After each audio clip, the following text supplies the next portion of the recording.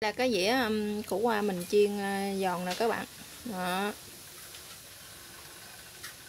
Các bạn thấy không? Nó rất là giòn. Mình chấm với lại cái tương ớt này nha các bạn. Này, thấy không? Các bạn thấy không? Đó. Mình chấm thử như thế nào nha các bạn.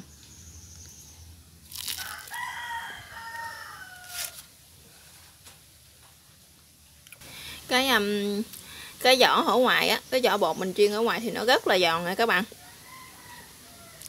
Mà cái gia vị hồi nãy mình nêm á thì nó cũng vừa ăn.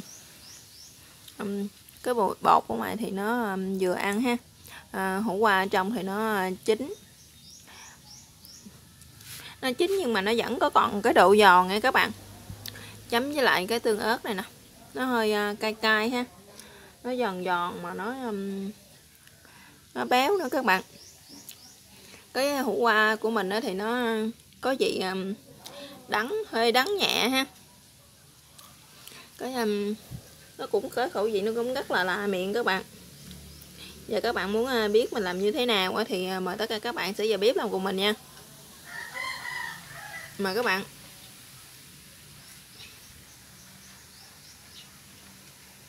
Các bạn, hôm nay mình sẽ giới thiệu với các bạn cái món là củ qua chiên giòn nha các bạn. Mình sẽ có 2 trái hủ qua này ha.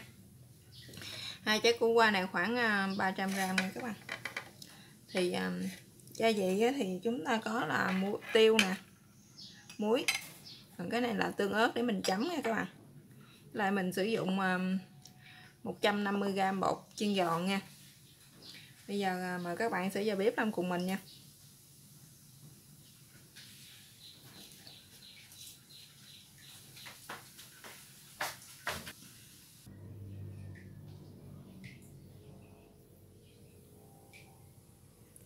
Hủ qua mình đã cắt xong rồi nè các bạn. Mình đã lấy những cái ruột ở trong ra rồi ha. Bây giờ mình sẽ đi các bạn cắt cho nó vừa vừa thôi ha, nhỏ nhỏ như thế này nè các bạn, cho vừa phải cái phần ăn của mình ha. Các bạn cắt dày mỏng tùy theo ý thích của mỗi người nha. Giờ mình sẽ đi bắt bếp lên để mình chiên nó nha các bạn. Rồi bây giờ mình đã bắt cái chảo lên ha, để cho chảo mình nóng mình sẽ chế dầu vô nha các bạn.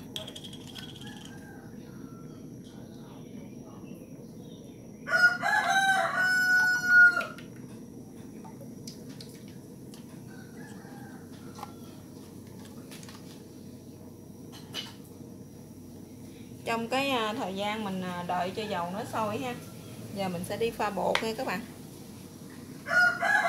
Rồi bây giờ mình sẽ đi lấy cái thau này mình chuẩn bị pha bột ha. Mình sẽ cho cái chén bột hết vô đây. 150g bột này nha các bạn, bột chiên giòn ha. Mình sẽ cho vào đây 1 muỗng cà phê muối ha, 1 muỗng cà phê tiêu. Rồi bây giờ các bạn sẽ cho nước dần dần vô ha. Mình cho nước dần dần vô các bạn, để thôi nó nhiều quá thì nó bị lỏng ha, ít quá thì nó sẽ bị khô. Mình sẽ cho nó từ từ vô.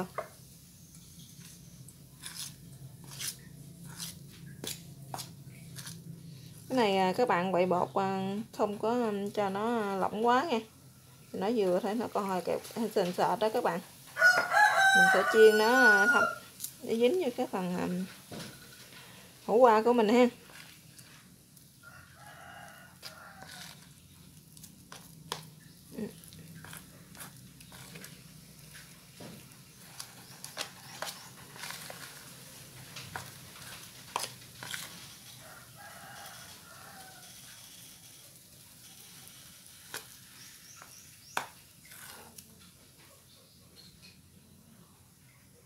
Rồi các bạn, mình đã quậy bột xong rồi nè ha. Các bạn thấy cho nó sẽ kẹo như thế này nè ha.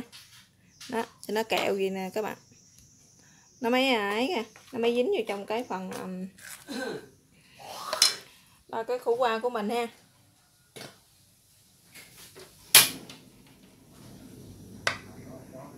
Rồi bây giờ cái chảo dầu mình nóng rồi, giờ mình sẽ cho cái phần hủ qua này vô đây nha các bạn.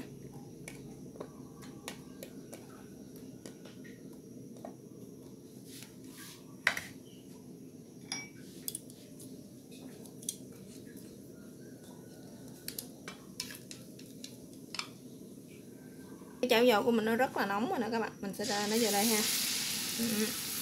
Các bạn chiên các bạn nhớ để cho nó có cái lỗ tròn chính giữa nha các bạn, nó sẽ cái hủ qua của mình nó sẽ giòn hơn ha, nó sẽ dễ cho chín hơn.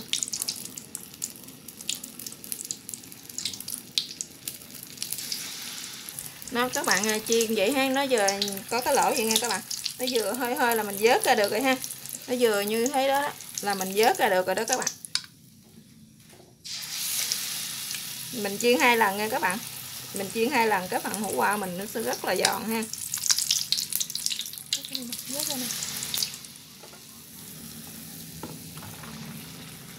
Rồi nè các bạn, mình chiên mình vớt cái ha, rồi mình sẽ chiên lại ha.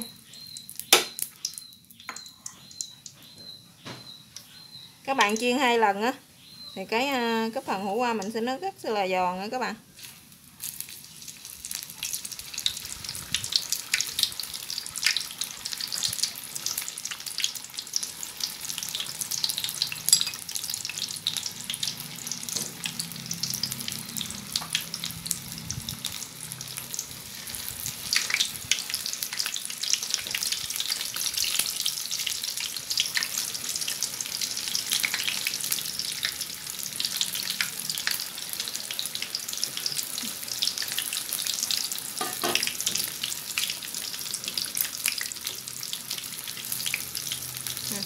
Nó vàng như thế này là được rồi nè các bạn. Các bạn nghe mình để vô trong cái thau ha, nó nhảy cơ cớp vậy đó các bạn.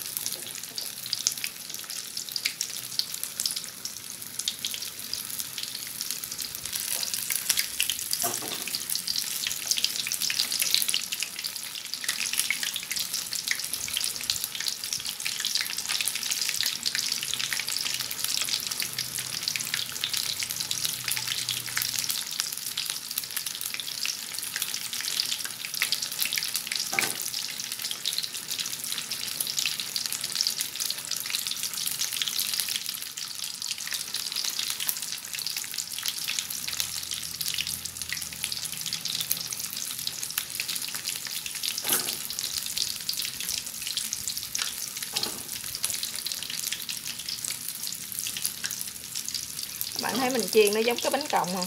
Giống như bánh ca, bánh còng vậy đó các bạn.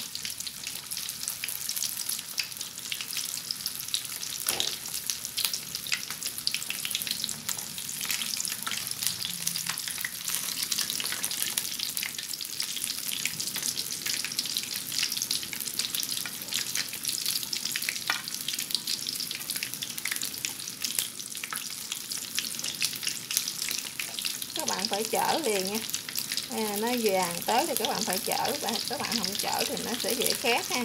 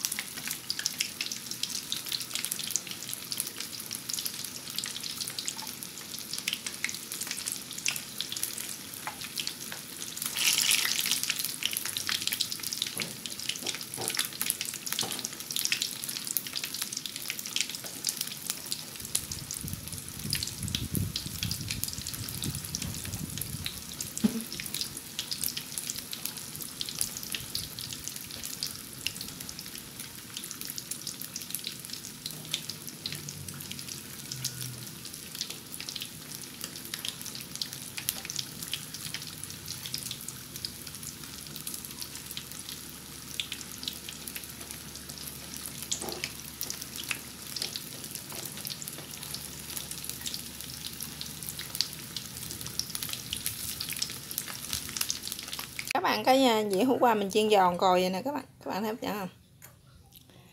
Rất là giòn luôn.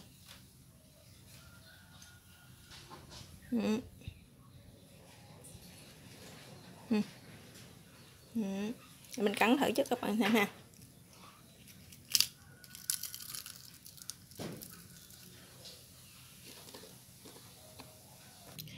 Rồi đây là cái hủ qua giòn, cái dĩa hủ qua mình chiên giòn. Đến đây đã hoàn thành rồi nè các bạn. Cảm ơn các bạn đã theo dõi video của mình. Chào các bạn và hẹn gặp lại các bạn ha.